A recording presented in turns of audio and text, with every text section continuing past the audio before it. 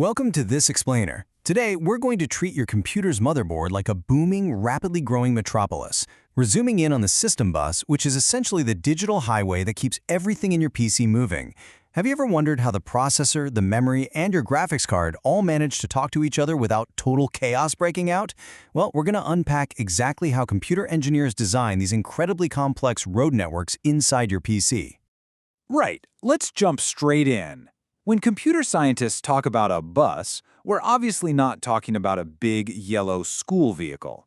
Instead, we're looking at shared physical infrastructure. Think of it as the literal roads and highways where different parts of the computer communicate with each other. It's a transmission medium that multiple devices tap into. But because it's a shared space, we run into an immediate logistical nightmare. Because it's a shared highway, we face a stark reality right off the bat.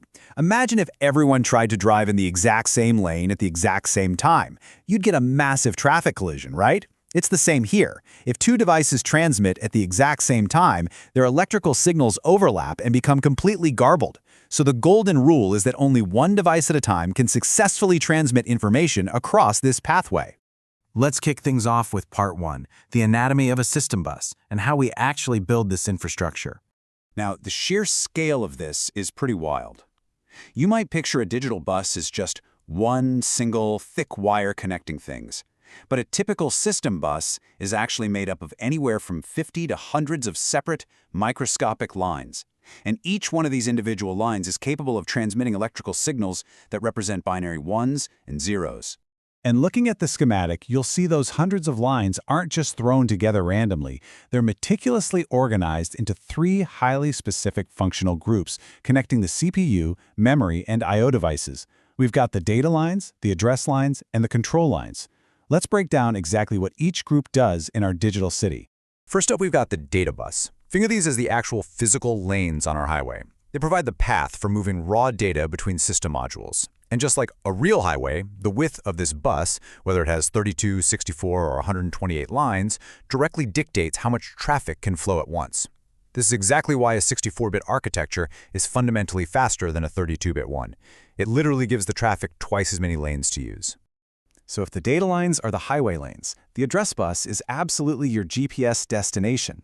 When the processor wants to read or write data, it puts the exact destination address on these lines.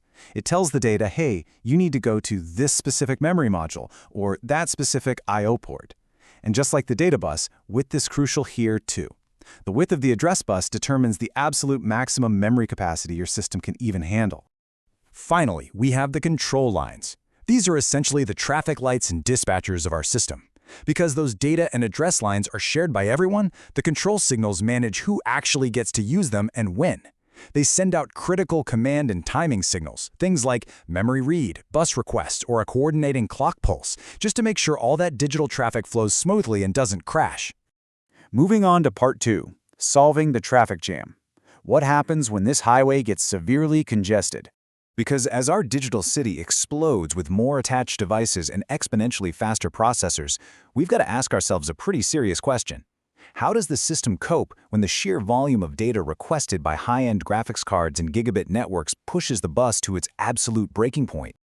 Well, this escalating demand creates two massive system bottlenecks. First, there's propagation delay. Simply put, physically adding more devices lengthens the bus. That means it literally takes more time for electrical signals to travel, coordinate, and pass control back and forth. Second, we hit capacity limits. The sheer volume of data generated by modern devices grows so rapidly that trying to cram it all onto a single bus is basically a race the system is destined to lose. That brings us to Part 3, high-performance architecture, where we really start expanding the metropolis. Check out these schematics side by side. You can clearly see the evolution here. At the top is a simple, traditional layout, a standard system bus, with an expansion bus kind of just tacked on. It worked fine for older systems. But look at the bottom diagram. This is the evolution into a high-performance, tiered system. Notice how they've introduced a dedicated high-speed bus, acting like an expressway, perfectly separated from the main system bus by a bridge. This specific layout is what we call mezzanine architecture. It uses that high-speed bus and bridge to handle intense graphics and network traffic completely independently. What's so brilliant about this is that it brings high-demand devices closer to the processor for maximum speed, but functionally isolates them. This protects the processor's core work from getting bogged down by all that heavy I/O traffic. And finally, Part 4, the rules of the road governing the system bus. To keep all these fast-moving lanes and expressways from devolving into total chaos, engineers have to lay down some very rigid rules of the road. When designing a bus, they have to make tough choices about the bus type, the method of arbitration, the timing, the width, and the data transfer type. Let's zoom in on a couple of these key decisions. For instance, engineers have to decide how the lanes are actually assigned.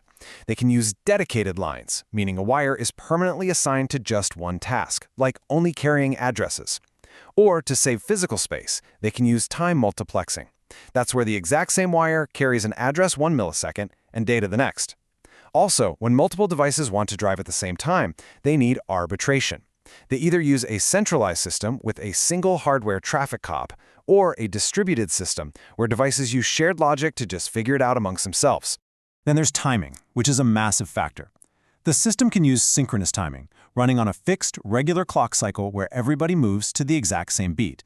It's super simple, but it really struggles if you have a mix of fast and slow devices. Alternatively, they can use asynchronous timing.